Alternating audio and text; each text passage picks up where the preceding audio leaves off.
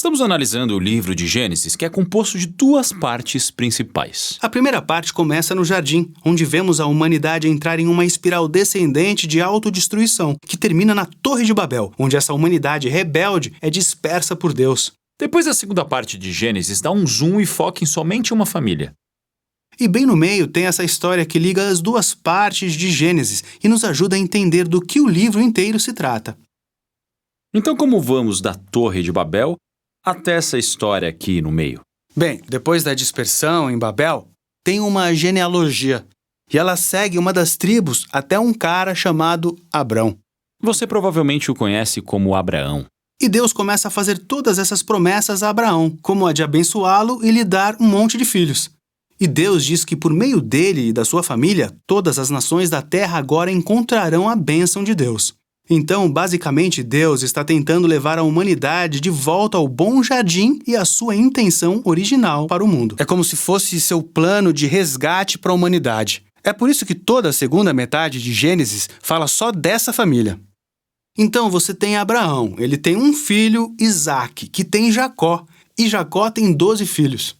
E a cada geração, Deus renova a sua promessa de bênção para eles e para todas as nações por meio deles. Então, por causa dessa promessa de usar essa família para resgatar o mundo, é bem fácil ler essas histórias como exemplos de como ser uma pessoa boa. Mas na maioria das vezes, essa família é totalmente disfuncional. Por exemplo, vamos voltar a Abraão. Toda essa história mostra Deus dando uma família a ele e a sua esposa Sara. Mas em 2 ocasiões ele praticamente entrega Sara a outros homens, negando que ela seja sua esposa. E aí Sara fica impaciente quanto a ter um filho.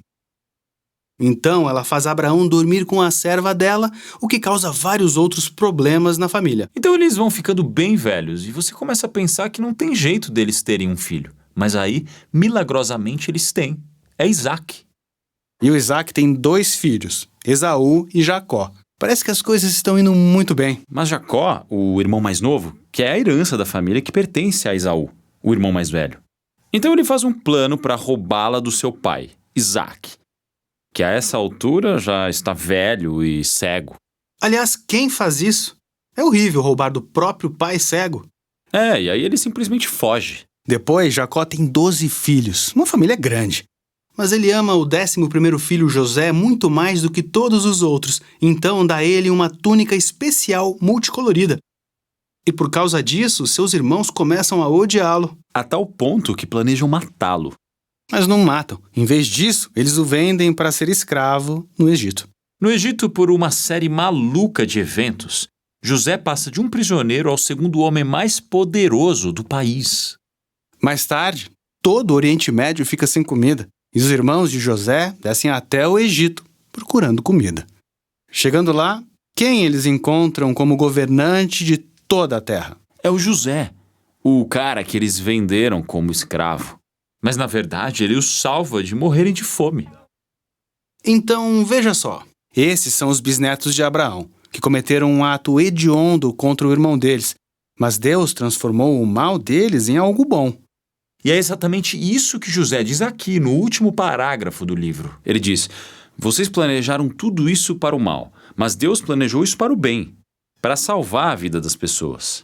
Essas palavras concluem o livro porque elas, na verdade, resumem a mensagem da história toda até agora. Os seres humanos continuam escolhendo o mal e nós pensamos que eles estão estragando o plano de Deus, mas ele continua transformando o mal deles de volta em bem. De alguma forma, ele vai usar essa família para restabelecer a humanidade no jardim. Então esse é o livro de Gênesis.